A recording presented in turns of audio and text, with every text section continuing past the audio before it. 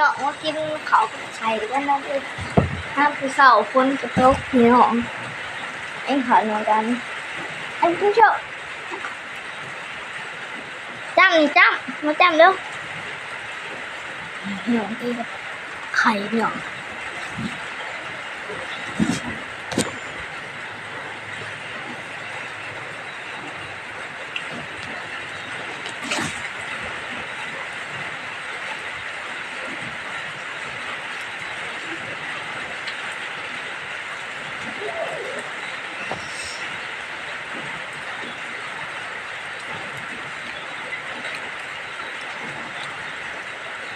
เอาเลยจ้ะ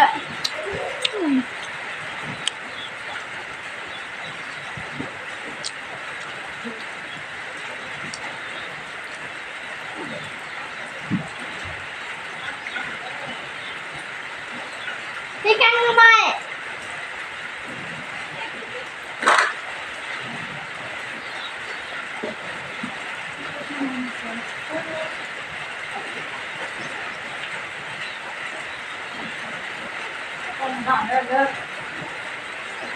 มากินข้าว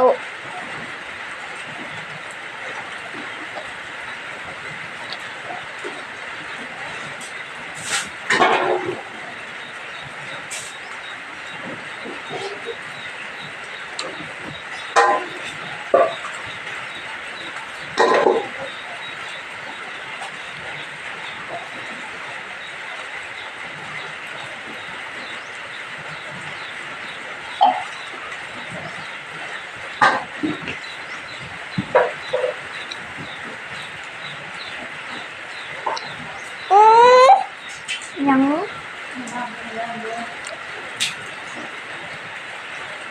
เอาเนี่ย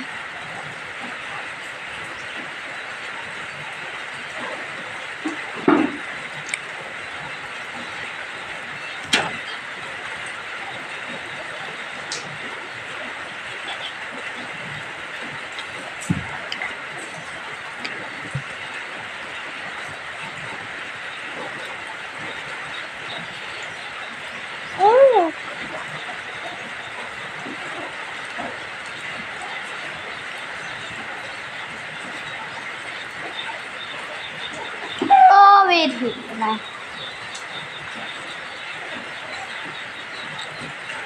ได้หรอ